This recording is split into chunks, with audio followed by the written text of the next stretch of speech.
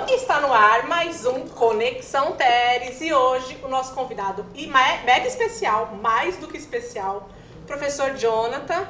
Eu vou deixar ele se apresentar, falar um pouquinho, né, das qualificações dele, que não são poucas, muitas qualificações. E a gente vai estar tratando hoje nesse programa assuntos como violência na escola, saúde do professor, né? Olá, Jonathan. Olá, boa tarde a todo mundo.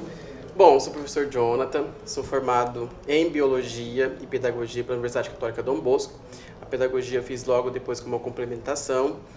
Sou formado há 11 anos já, então assim, durante toda a minha graduação eu fui professor pesquisador pelo INEPS, pela CAPES, né? Então fui bolsista, onde a minha linha de atuação era a formação de professores, então eu estudei e publiquei artigos nessa área de atuação. E atualmente estou como professor do Estado, né, para o ensino médio e fundamental, e atuo também na rede municipal como professor da EJA, né, no período noturno. Então, acho assim, um prazer estar aqui com vocês, conversando um pouquinho sobre esses temas, que é muito relevante para o nosso município. Sim, o prazer é todo nosso. Isso mesmo. E hoje, fazendo a entrevista aqui com a gente também, para esse bate-papo, nada melhor do que, né, um aluno, alguém que vai estar interagindo com a gente. Vocês já conhecem, né? Ele é o nosso comunicação, nosso filmmaker. Sou famoso de tudo um pouco. Se apresenta aí pro pessoal que ainda não te conhece, amor.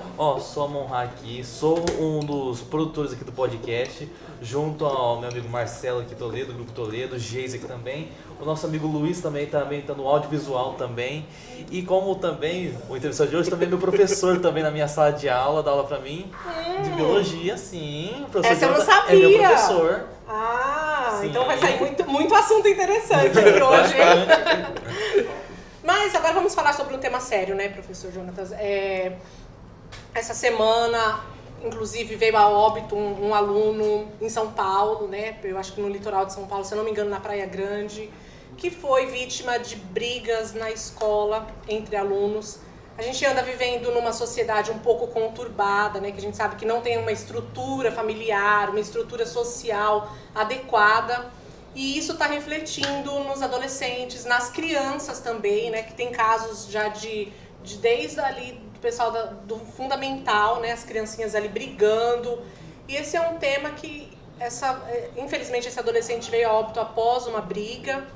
E é um tema que a gente enfrenta aqui no município também. Eu gostaria que você falasse um pouquinho pra gente, como professor, né? A sua visão um pouco na última semana viralizou um vídeo, né, da nossa escola, no nosso município, pela questão da briga, né, de duas adolescentes.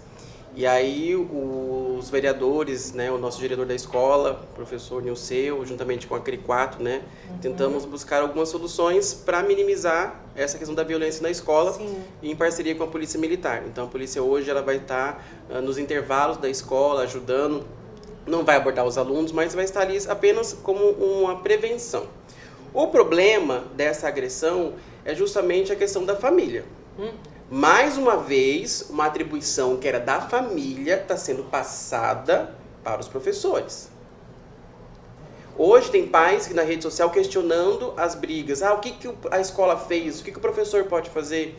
Só que em nenhum momento o pai educou seu filho para a questão da briga, da agressividade. Sim, infelizmente a gente sabe que muitos dos jovens presenciam essas brigas dentro dos lares, né? Agressão, hoje o índice de separação de mães, né, solteiras, ou pais também, porque tem muitos pais também que estão ali criando os filhos sozinhos. Então essa desestrutura familiar está refletindo nas escolas. Sim, e aí alguns pais vão na rede social questionar a escola, só que nós temos um programa que é o Família na Escola. E se você vai no final de semana, são 10, 8, 9 pais que vão... A família não participa. Não participa. Nós só temos uma grande participação dos pais quando tem um lanche, ou quando é entrega de kit escolar, ou quando tem algum brechó, mas fora isso, o pai não vai.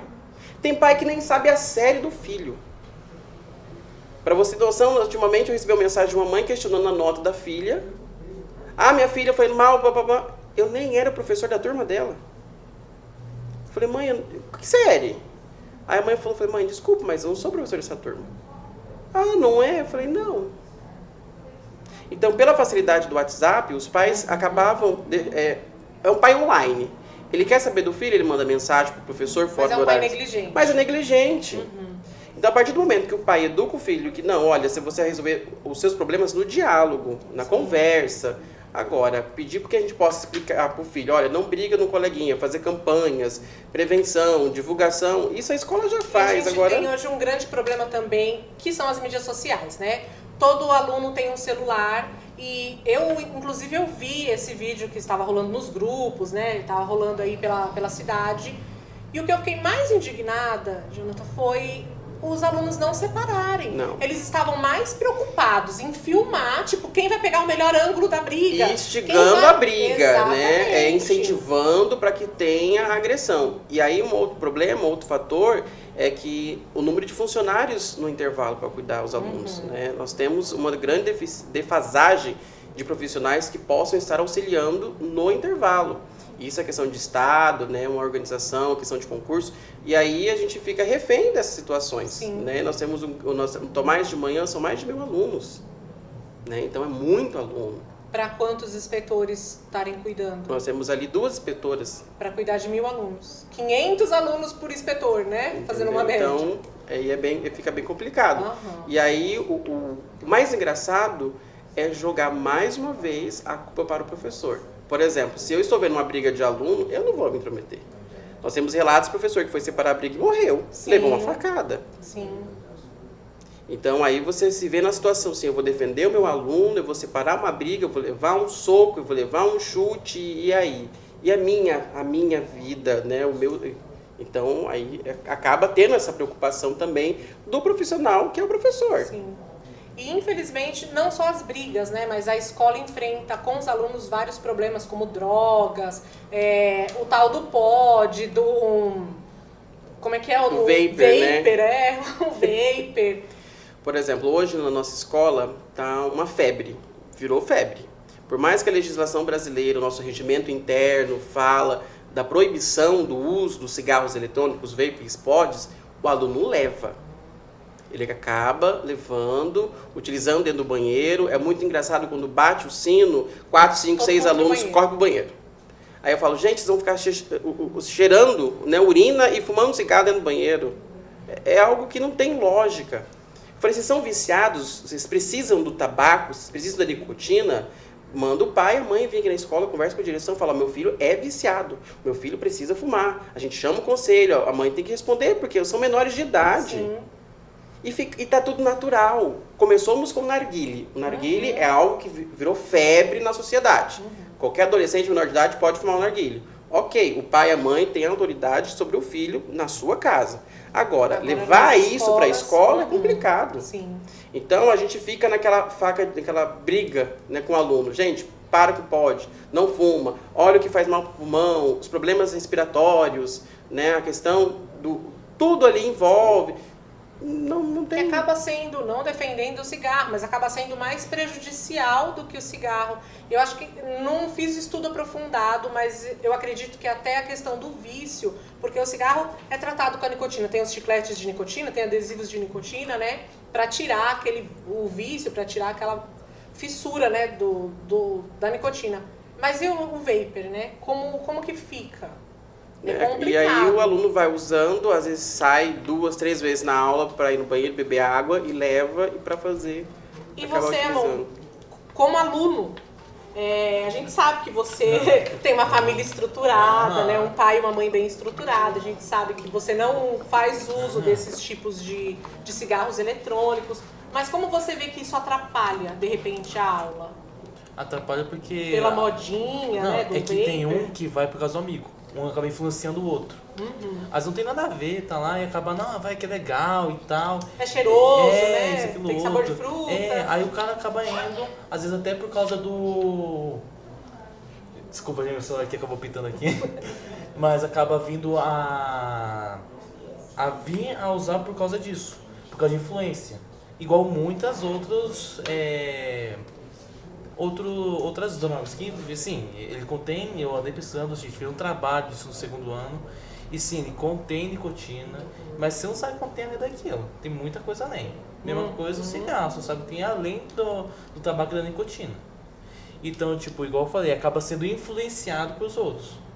acaba também, tipo, igual o Jonathan falou assim, que acaba indo muito pro banheiro. Acaba falando no banheiro, o cara acaba vendo aquilo ali e quer espregar. E vai atrapalhando a E aula. vai atrapalha. O que eles não conseguem entender é que as doenças pulmonares, elas são assintomáticas. Elas vão apresentar sintomas a longo prazo. Eles são adolescência, são jovens, estão na flor da idade, com os hormônios, hormônios, a flor da pele. Só que uma hora o corpo fala, o organismo deles vão responder pelas consequências dessa adolescência desenfreada, sem limites, vamos dizer assim. Né? E aí acabando que a OMS já diz que a próxima doença do nosso século é pulmonar.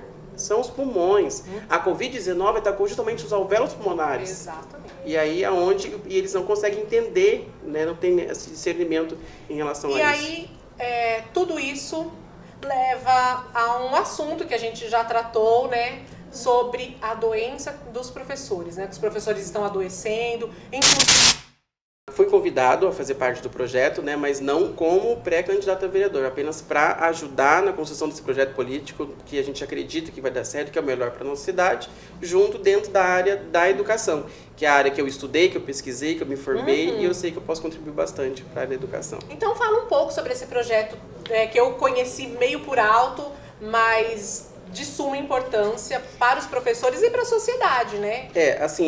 Eu fiz um levantamento no site da CAPES, do periódico da CAPES, que são as publicações de artigo científico da área acadêmica a nível de Brasil. E ali nós temos publicados 760 artigos, né, que trata esse tema como a saúde mental do professor. Então, a academia já está pesquisando e vendo o reflexo que está a saúde do professor. Né? Então, assim, desde 1990, o SUS já tem um programa de prevenção para a saúde do trabalhador, não só do professor, mas do trabalho de maneira geral.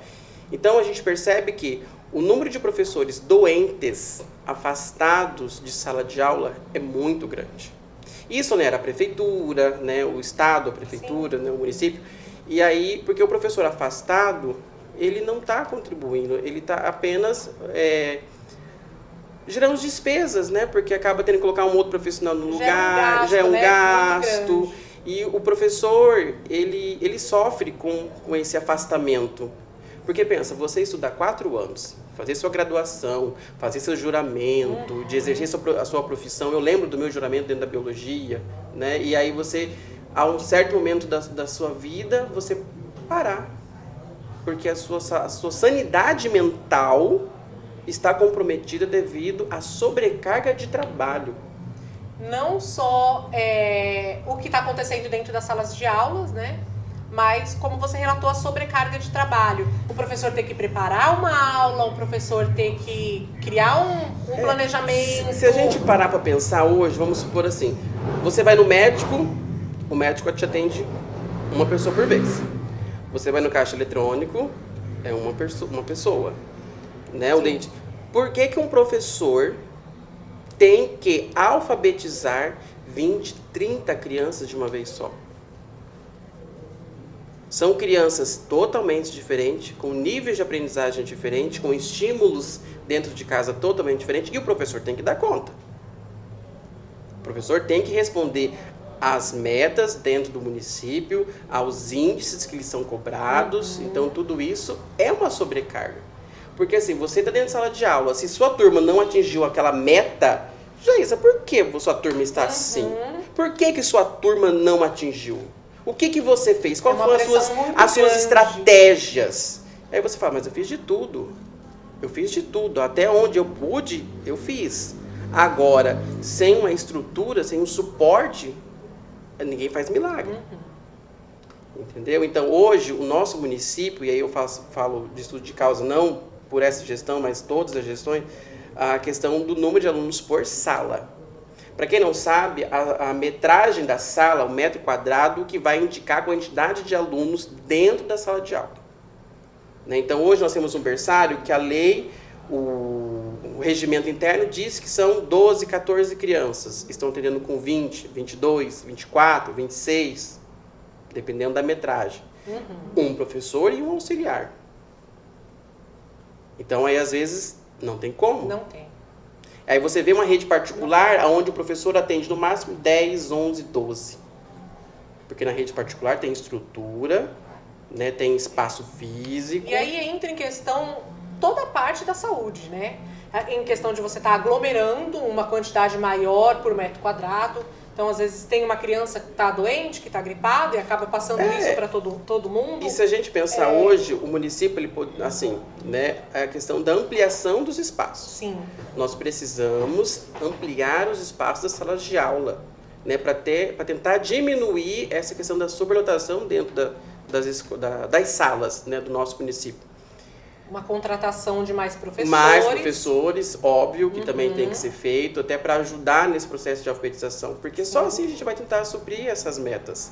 E aí você vê leis que falam da prevenção para ajudar o professor, que aí não é cumprida. Né? Infelizmente, nós temos leis que falam assim, vamos ajudar até a lei de 2023, que é 14.681, 18 de setembro, bem recente. Que institui a política de prevenção e bem-estar ao profissional da saúde. Né? E aí a gente não se preocupa com a saúde. A gente só vai se preocupar quando ele está afastado. Sim. Né? E quem é professor do município sabe que se você tira uma grande quantidade de atestados médicos, no próximo ano, você fica impedido de contratação. Você não pode dar aula, você fica impedido de trabalhar por conta do número de atestados que você tirou no ano anterior. Então você vai doente, você vai morrendo, você às vezes nem quer dar aula, mas você tem que estar lá para você não ficar desempregado. Né? Eu trabalhei na área da saúde por muito tempo, professor, e eu atendi muitos professores com problemas de enxaqueca, com dores de cabeça, professores que tomam medicamentos controlados porque não conseguem dormir, ou têm síndrome do pânico, depressão. Fora isso, os problemas físicos como túnel de carpo, dedão de gatilho, tendinites, epicondilites, problemas na coluna. Então, o professor está adoecendo não só mentalmente, fisicamente. E nós podemos tratar isso como prevenção. A prevenção é o melhor remédio. Né? A saúde já diz que se você prevenir doenças, né, com a atividade física, com a alimentação, tudo isso vai ajudar o professor, beneficiar, não... Eu falo professor, gente, mas é todo o servidor público, de maneira geral, né? Independente da área de atuação, isso tem uma grande contribuição.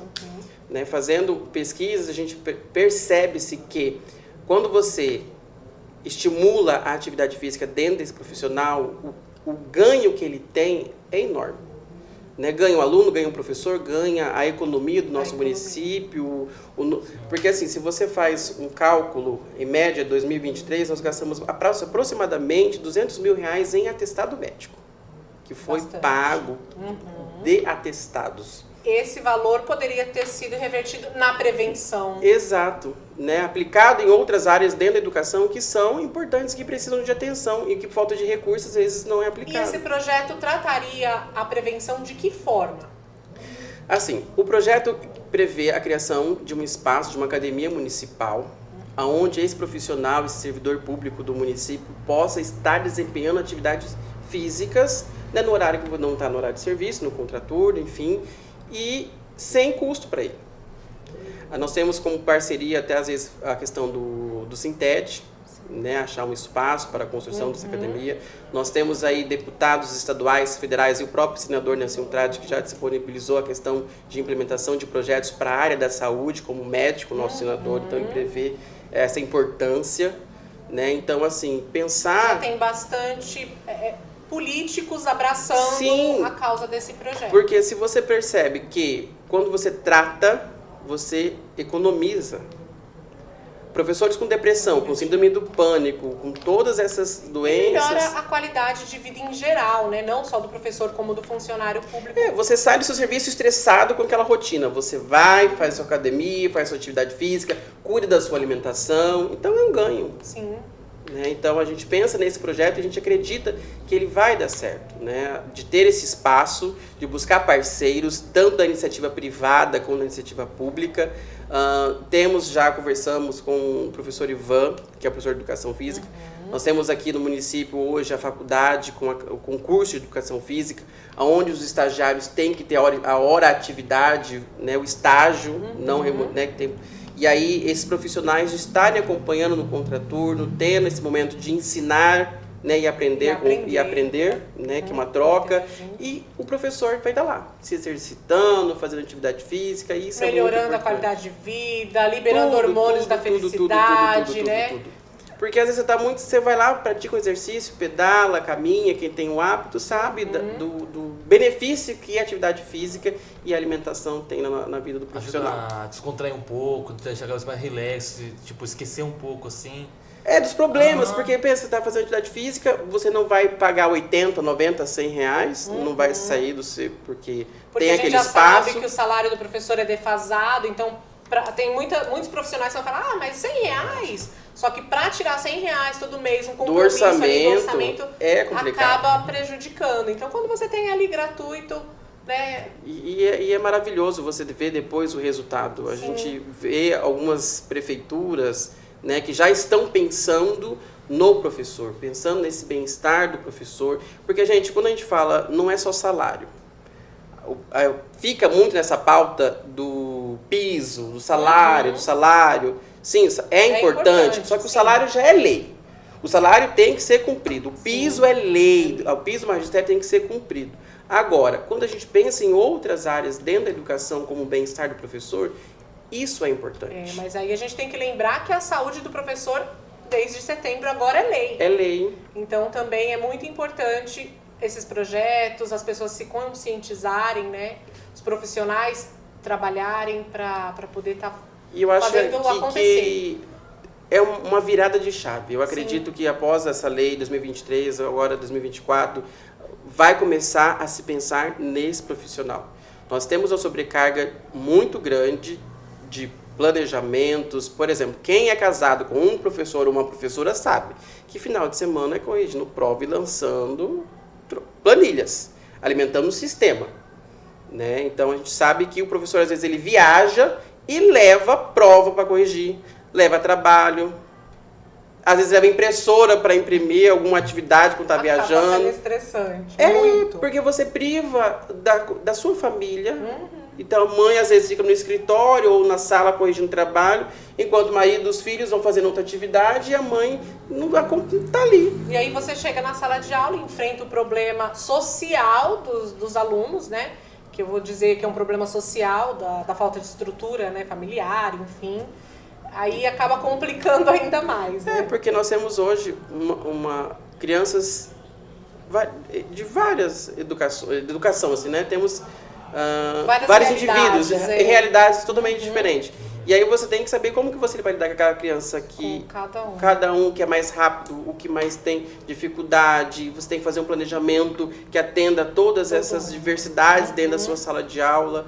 Então é bem complicado e é bem estressante. Quem acredita que planejamento é só você pesquisar na internet, montar e imprimir, é ótimo, não sabe o quanto é complicado. Porque eu tenho que pensar que o Amon-Ra, ele é mais rápido, o Luiz é mais devagar, o João, ele pega... Então eu tenho que fazer um planejamento para atender todo o público, né? Não, é exemplo, tá? É exemplo. Não é o nosso Luiz não, tá? Só para atender todo o público. E aí é estressante. Então você tem que achar metodologias, e hoje a tecnologia está a favor do professor. Nós temos vários sites, plataformas que ajudam, só que você tem que ver a sua realidade. Você tem que ver como que é a sua sala. Não adianta você pegar uma atividade da sala de aula e aplicar, que às vezes não vai dar certo. Se houvesse a diminuição, né, dos alunos na sala, o planejamento seria feito de uma forma melhor, menos prova para corrigir, menos trabalho para corrigir. E você consegue verificar a defasagem do seu aluno. Porque aí eu conheço meus 10 alunos, eu sei o que ele que aprende, qual o problema, se é alfabetização, se não é alfabetização, se é alguma síndrome, se é autista. Então você consegue trabalhar essa multiplicidade dentro de sala de aula. Só que isso você precisa ter um número reduzido de alunos. Porque 40 alunos para fazer isso não tem como. Não tem como. É humanamente impossível você tentar trabalhar o seu aluno de forma individualizada, né? Porque é muito, não tem como. É impossível. E falta também a quantidade de turmas. Por exemplo, quantas turmas você dá aula? Então, hoje eu tô com 12 turmas. 12 turmas, mais ou menos uma média de quantos? Uns 40 alunos por sala. Por sala. Tipo, então, nossa, então lá do que eu estudo lá tá tranquilo, tem 33, né? Eu devo ter mais tranquilo, então. Por exemplo, nós temos o professor Gilson, ele tem 22 turmas. 22 turmas. 22. Entendeu? Então, nós temos... Aí, conforme a carga horária do professor, por exemplo, geografia tem uma aula hoje no ensino médio, 2 no fundamental. Então, para chegar a 40, que são 32 horas dentro da sala, é muita turma. Né? Então, o professor ele tendo que pegar várias turmas para dar conta, para chegar a fechar 40 horas semanais. O assunto, o tema dos professores é bem complexo, né? Professor Jonathan, é uma coisa assim que, para alinhar, vai muito tempo, mas precisa de uma política... Eu acho que a partir do momento que a gente começa a pensar, refletir, discutir... Sim. Isso já é bom. É um passo. Já é um passo. Já é um passo. Quando a gente não se fala, não se discute, não se comenta, acha que tudo é normal, acha que tudo é maravilhoso, e esse é o problema, né? Mas quando a gente começa a discutir, começa a colocar a formiguinha, né? Vamos lá, gente, olha, isso não tá certo, eu preciso estar mais presente da escola, eu preciso acompanhar o meu filho. Por exemplo, nós somos mais velhos. Se falasse que ia chamar sua mãe na escola, você se borrava de medo. Hoje, se você fala para um aluno, eu vou chamar a sua mãe para conversar, quem sabe ela vem na escola, porque eles vão dar atenção para mim, então... Eu nunca fui nerd, mas... Primeiro, na minha época, era A, B, C, D e E, né? Não era notas assim, era assim que era avaliado. Eram os conceitos, O primeiro C que eu tirei, eu estava no 8º ano, e eu chorei, porque eu fiquei com medo, falei, eu vou ficar de castigo. Se minha mãe... Eu vou decepcionar meu pai. Imagina eles pegar meu boletim e ver um C, que hoje o C seria o 7, né? Então, a qualidade do ensino e a preocupação do aluno na época em mostrar um desempenho bom, tanto para os pais, né, quanto para... era muito grande. E hoje em dia a gente eu vejo porque assim, eu sou mãe de adolescentes, então eu vejo que, quanto você tirou? Eu tirei 5. 5? Você não tem vergonha de tirar 5? Não, tá bom, eu não vou reprovar. Como assim? Tá bom, não está bom. Não está bom para você, não está bom para mim, não está bom para o professor, não está bom para ninguém. E aí você vê que eles acostumaram com notas baixas. E quando você tira nota alta, você fala assim, nossa, é o nerd, é o inteligente da sala. Mas não é só questão de estudo, né? De pós o horário, chegar da escola, ter um momento de estudo, pegar o material, fazer a revisão, escrever, fazer as anotações. Isso não acontece. Não acontece. Eles vão para a escola, escutam, né, e chegam em casa e vai pegar material só no outro dia e assim vai indo. Estudar para prova mesmo é muito complicado. E aí eu falo para eles, eu brinco, eu falo assim, olha gente, vai cair na prova, essa questão está na prova. Mesmo assim, eles chegam e erram a questão que eu falei que estaria na prova. Né? Então, é muito engraçado. Eles ficam mais preocupados com as redes sociais. Exato. Com o que tá na moda, as trends do TikTok, né? Pelo aumento de youtubers, pessoas que usam da rede social como ferramenta, eu vejo assim que eles querem caminhar por isso. É um momento de Instagram, de sala de turma, né, gravando o professor fazendo dancinha, é legal. É legal. A gente usa, é legal. Nós usamos do horário finalzinho da aula, intervalo para fazer isso, né? Só que se perdeu o estudar. O estudar está se perdendo, eles não estão preocupados com o futuro. É uma geração que não pensa no futuro. É ali agora e ponto, e acabou, não tem perspectivas. Alguns têm, né? A gente percebe, o pai e a mãe que acompanha, que a família é estruturada, que está em cima, o rendimento desse aluno é 1000 vezes melhor que de alguns. 1000 vezes. Isso é visível. O pai que cobra, que sabe que está ali na escola dia a dia, o aluno tem um rendimento melhor. Infelizmente, né, a realidade de muitos pais também acabam interferindo na vida escolar dos filhos. Às vezes assim, não todo dia, mas quando tem uma família escola, um sábado, um dia na semana, que você vai lá perguntar como é que tá, professor, né, ir na coordenação, saber como é que tá o acompanhamento do seu filho, é coisa simples. Né? Nós temos pais que não foram alfabetizados, que não sabem ler, mas que sabem da importância do estudo. Eu ouvi, o meu TDAH às vezes não deixa eu lembrar exatamente como que foi a história, mas eu não lembro se alguém me contou, se eu vi em algum lugar, e eu fiquei assim, o pai que ficava colocava o filho pra dormir e o filho pegava e falava, pai, você não vai dormir agora cedo? Não, eu vou dormir mais tarde. Porque o pai pegava o material do filho, estudava o que o filho estava tendo na escola para poder ensinar no outro dia. Porque ele não teve estudo, ele estudou até acho que o 6º ano e precisava ensinar o filho. Pô, como que eu vou chegar na hora e vou falar pro meu filho que eu não sei?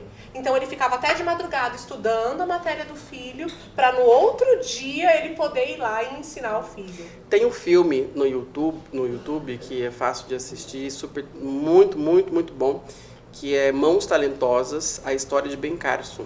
É um médico americano, tem a bolsa de estudo Carson. Ele é um médico negro, que foi o primeiro médico a realizar a separação craniópaga, né, a questão do cérebro. E a mãe dele não sabia ler. E ela falava que não enxergava. Então, ela estimulou os filhos na questão da leitura, né, de ler e de estudar matemática, tabuada, porque ela não sabia. Então, é um filme maravilhoso, vale muito a pena assistir. Fala pra gente de novo o nome do filme, porque quem não assistiu, eu mega recomendo. É Mãos Talentosas, a história de Ben Carson. Tá no YouTube. É baseado em fatos reais. Fatos reais. Até hoje nos Estados Unidos tem a bolsa de estudo Carson para acadêmicos com alto desempenho. Então, é maravilhoso. Eu me lembro quando eu assisti esse filme, quando eu estudava também no José do Alibe, ali no Escola Vila Nova, eles mostraram esse filme pra gente. Foi isso que eu me lembro desse filme, eles mostraram. Porque é um filme de 1960, então você fica lá, o aluno negro, pobre, e fica com, eu sou burro, eu não aprendo, e se torna um médico muito famoso. Então, porque assim, o nosso cérebro, ele tem o mesmo tamanho. Sim. Né? Ele pesa 1,5 kg, se você fechar a sua mão, é o tamanho de juntar, é o tamanho do seu cérebro. Então, assim, o estímulo é igual para todos. Né? Você ler e estimular o aprender é fantástico. Depende da pessoa. Eu costumo falar que a gente se limita, né? O limite é a gente que coloca na mente da gente. Porque a gente é capaz de fazer o que a gente quiser. A gente é capaz de chegar aonde a gente quiser. Então a gente tem que parar, principalmente os jovens hoje em dia, parar de ficar arrumando desculpas. Porque eu não sou inteligente, porque eu não sei, porque eu não vou conseguir, porque eu estou cansado, porque eu... Não. Você quer, você faz. Não, e eu vejo assim, tem alunos ali que falam assim, eu quero fazer medicina, eu quero estudar para engenharia. Você pode. Basta... Hoje, se você quiser estudar sobre qualquer assunto, você coloca na rede social, na internet, você acha videoaulas, aquele tempo. Sim. Não... Eu tenho uma que fala, mãe, eu vou ser juíza. Aí vem com uma nota 5. Eu falo, você vai ser juíza desse jeito? Então você precisa rever os seus conceitos. Porque se você continuar tirando 5, você nunca vai conseguir chegar naquela cadeira. Não vou falar nunca porque... A concorrência é muito grande. Mas começa ali, desde cedo. Porque a gente sabe, para ser juiz tem que estudar muitas leis, tem que, exige muito esforço. Então, já que ela escolheu esse caminho que ela quer, então, ela tem que saber que para ela chegar até ali... Não é fácil, tem que estudar, tem que ter dedicação, tem que ter empenho, e isso para todas as profissões. E é importante eles entenderem isso. Né? E hoje está tudo muito fácil para eles, né? Eu vou falar assim, na nossa época parece uma coisa meio velha, né? Porque eu falo que a minha época é agora. Mas era tudo muito difícil. Eu não terminei 3 faculdades, porque era 100% presencial. Se eu tirasse eu tinha que fazer DP, pagar, e eu não conseguia, e trabalha e estuda, eu não conseguia conciliar, e hoje está muito fácil. Hoje nós temos o Enem, né? O SISU, o governo. Na nossa época nós tínhamos que ler 12 livros para fazer o vestibular. Sim.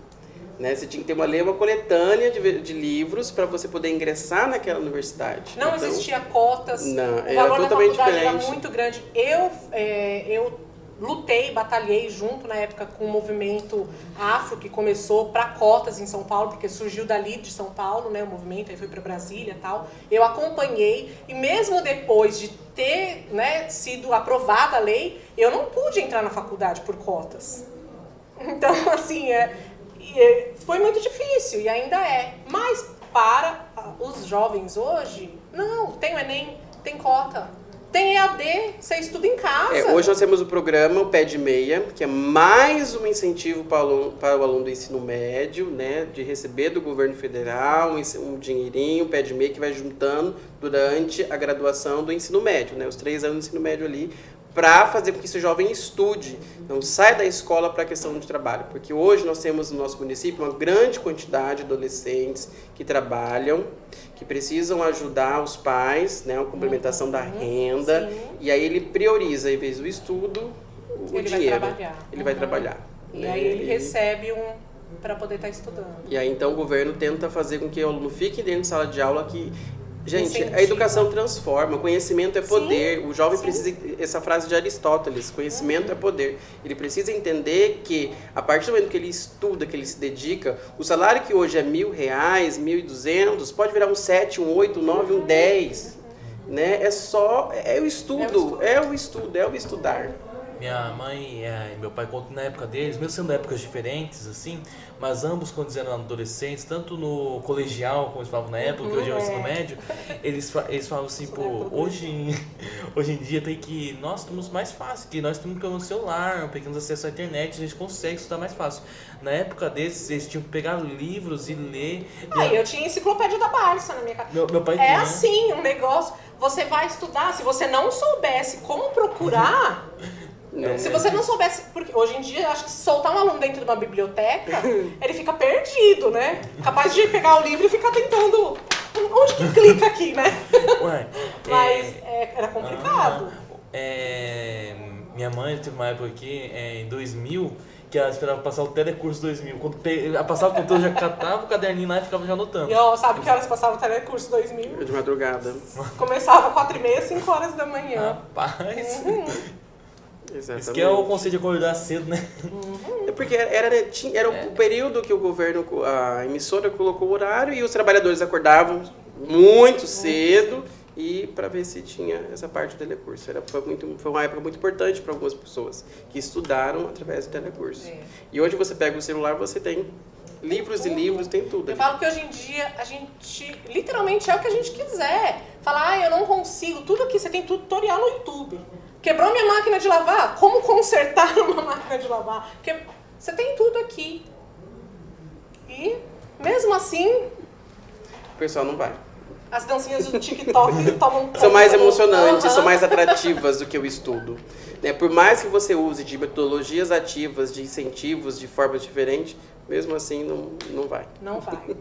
Mas é isso aí, professor Jonathan. Um prazer imenso, sempre Eu que conversar com você. agradeço, mais um momento de conversa, né, de descontração, o pessoal do Conexão Teres, muito obrigado pelo convite. Eu acho que esse é o caminho, né? O conhecimento é o poder, né? Então a gente estudar, divulgar, informar, muda. A partir do momento que a gente tem esse poder, essa missão de ensinar, isso que é importante. Então eu só tenho que agradecer o convite. Né? E sempre que precisar estamos aí para discutir, com debater. Com certeza, estaremos aqui falando sobre vários outros assuntos ainda. Muito obrigado a todo mundo, a produção, a equipe, o pessoal que está por trás das câmeras, muito obrigado. Muito obrigada. Obrigado, professor. Ele gosta dos bastidores. Então, de cortar, né? Agora eu posso tomar um golinho do tereré. Da carandá. Da carandá, vamos lá. Vai, toma. Licença. Isso aí, ótimo. Vem tomar uma tereré, Luiz. O Luiz tá lá fazendo as dancinhas do TikTok. Ó, chique, ó. Vem fazer dancinha do TikTok. Carandá, viu? Carandá, top demais, viu? Ó, bom demais, viu? Então, peso, top demais, né? É pesado. Rapaz, a qualidade desse material. Vocês viram ali, hoje o Douglas ganhou, né? Um canivete personalizado, comercial Pantanal da Carandá. Rapaz. Eu tava vendo lá no post dele lá, vocês viram? Mas esse é por vinho, hein?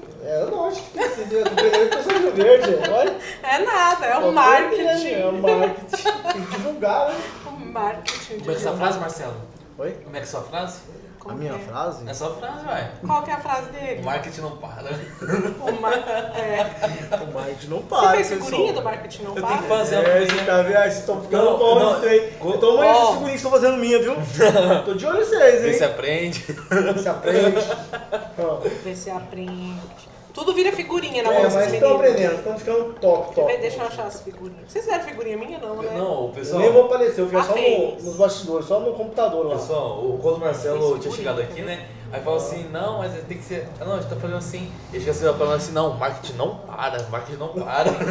E outro ali só coçando, né? Agora tá cansado com o som. A gente vira figurinha nesse programa.